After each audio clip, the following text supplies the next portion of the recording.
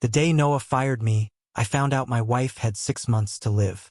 I sat in Dr. Morrison's office holding my severance papers in one hand and Linda's trembling fingers in the other, watching my entire world collapse in the space of 2 hours. Stage 4 pancreatic cancer. 3 months salary. 58 years old with no job and no insurance. Noah had called it nothing personal, just business. I remember thinking that if I saw him again, I might actually kill him. Welcome. This is Voice of Deborah, and if you're joining us for the first time, please hit the subscribe button. That Tuesday started normal. I'd made the coffee at the office like always, same as I'd been doing since before Noah joined the firm. Back when he was still in law school, still trying to figure out if corporate law was his path. I'd met him at a recruitment fair 7 years earlier. Bright kid. Hungry. I'd helped him get his foot in the door. Taught him everything I knew.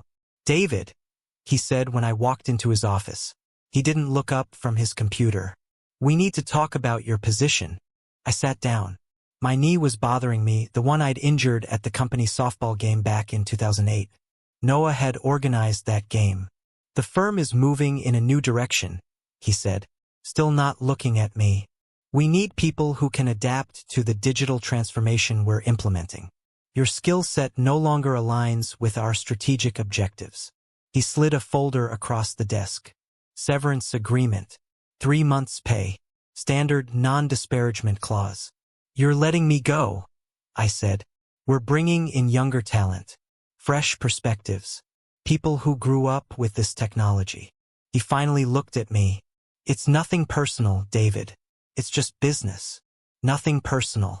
I'd mentored him for 7 years. Taught him how to handle difficult clients, how to build trust, how to do the work even when it was hard. I'd covered for him when his first marriage fell apart and he couldn't focus. I'd introduced him to half our major clients.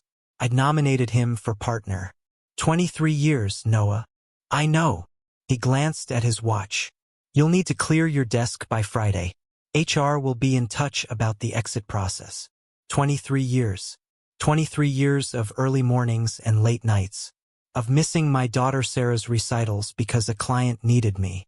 Of building something I thought mattered. And he couldn't even give me an hour of his time. I was packing my desk when my phone rang. Dr. Morrison. Linda had gone in for tests the week before. Routine checkup, she'd said. Nothing to worry about.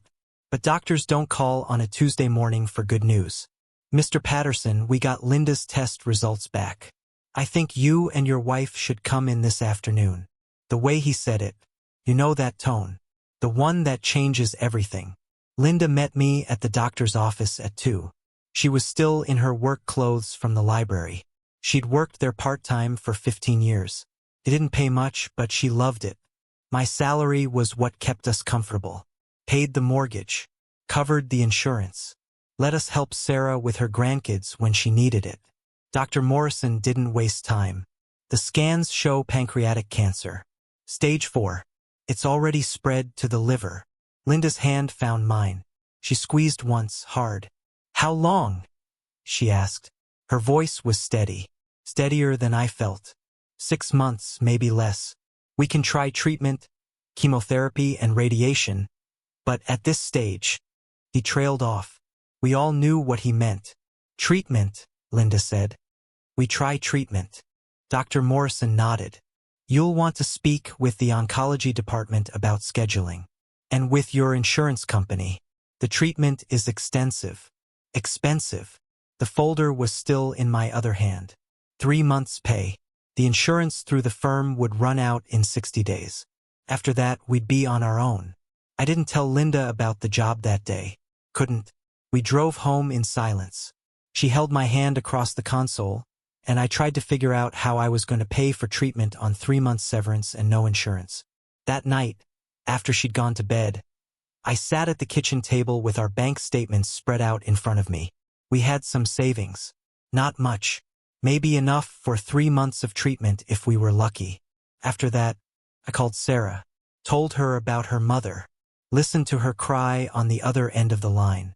I'm coming home, she said. No. Stay with Mark and the kids. Your mother will want to see you, but not like this. Not with you dropping everything. Dad. I'll call you tomorrow. Let you know when you can visit. I hung up before she could argue. Then I sat there in the dark and tried to figure out how I was going to tell my wife of 32 years that not only was she dying, but I'd also lost my job and our insurance. I told her the next morning. Just said it straight over coffee. Noah let me go yesterday. She put down her cup. What? They're restructuring. Bringing in younger people. I have 3 months severance. She was quiet for a long time. Then, the insurance? 60 days. More silence. I could see her doing the math. The treatment. The bills. The mortgage. We'll figure it out, she said finally. That was Linda. Even facing down death, she was trying to make me feel better. The first month was a blur. Linda started treatment. I started looking for work. Sent out applications every day. Got rejection after rejection. Nobody wants to hire a 58-year-old when they can get someone 30 with half the salary expectations. The savings dwindled fast. Treatment was expensive even with insurance. After the insurance ran out, it got worse. We sold Linda's car. Canceled everything we could. I picked up work where I found it. Consulting jobs, contract work, anything that paid. Sarah came to visit. Brought the kids. Linda smiled more that weekend than she had in weeks. I took Sarah aside before they left. Don't tell her how bad it is, I said. Let her have this. Dad, you can't do this alone. I'm not alone. I have your mother. 3 months after Noah fired me, I ran into Elizabeth Chun at the grocery store. She'd been one of my major clients at the firm. Multimillion-dollar accounts. She'd always asked for me specifically. David. She looked surprised to see me. Are you still with Hoffman and Associates? No, I said. I left last year. Oh, her expression shifted. Where did you land? Still looking. She nodded slowly. Well, you have my number. If you need a reference, anything, please call. She hesitated. David, can I ask you something? Who took over my account? Probably Noah or one of the new associates. The service hasn't been the same. Lots of mistakes. I've been thinking about moving my business. Something clicked then. Not revenge. Not anger. Just a simple, clear thought about survival. Elizabeth, if you do decide to move your accounts, I might be able to help you find the right firm. I started making calls. Not to clients directly, that would violate my severance agreement. But I could call old colleagues at other firms. Could have lunch with former clients who reached out to me. Could listen when they complained about the service at Hoffman and Associates. Noah had made a mistake. He'd assumed the firm's reputation was built on the name, the office downtown, the younger associates with expensive degrees. He'd forgotten that business is built on relationships, on trust, on 23 years of showing up. Elizabeth moved her accounts to Wilson and Partners. 3 other clients followed. Then James Rutherford called, frustrated with a botched filing.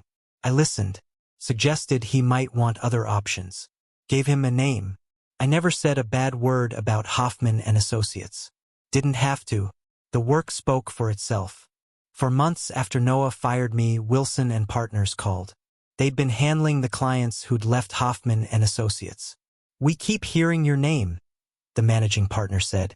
Elizabeth Chun said we'd be fools not to hire you. We'd like to bring you on as a senior consultant. The salary was less than what I'd made, but it came with insurance. Good insurance. The kind that would cover Linda's treatment. I took it. Linda lived 11 months after the diagnosis. 3 months longer than Dr. Morrison predicted. The treatment from Wilson's insurance bought us that time. Not enough time. Never enough. But we had it. She died on a Tuesday morning in September. I was holding her hand. Sarah was there. The grandkids had visited the day before. You did good, David, she whispered near the end. You took care of me. Those were the last words she said. 2 weeks after Linda's funeral, I heard through the grapevine that Hoffman and Associates was in trouble. Noah had lost a dozen major clients. The firm was hemorrhaging money. He was trying to sell. I felt nothing. No satisfaction. No vindication. Just emptiness. 6 months later, Noah sold the firm at a loss. Took a position at a larger company. Not a partner, just another associate.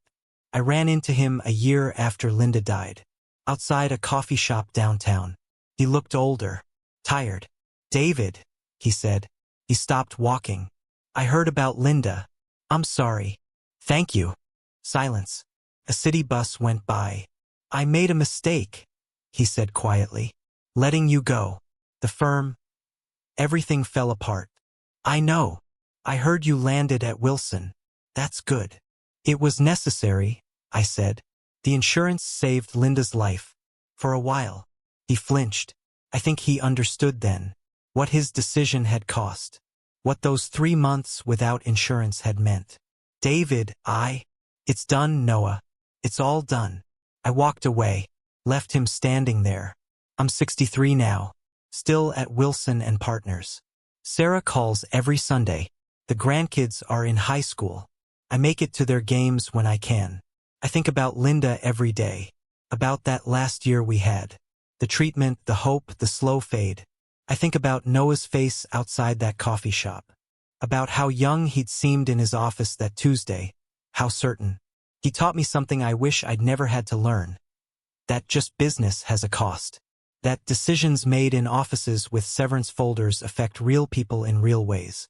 That 3 months' pay and 60 days of insurance can mean the difference between 11 months and 6 months. Between holding your wife's hand at the end and watching her suffer without the treatment she needs. I didn't destroy Noah's firm for revenge. I did it to survive. To save Linda. And maybe that's the thing he never understood. When you push someone to the edge, when you take away everything they've built over 23 years, you'd better be sure they don't know where all the foundations are buried. Because desperation makes people resourceful. And I was very, very desperate. I still make the coffee in the morning at Wilson and Partners. It's a small thing, but small things matter. They're what Linda and I had at the end. Small moments, small mercies, small victories. Noah lost his firm. I lost my wife. I'm not sure either of us won. But I'm still here, still working, still breathing, still making the coffee. And some mornings, that's enough. If you found something valuable in my experience, hit the like button and share this with someone who might need to hear it. This is Voice of Deborah. Thank you for listening.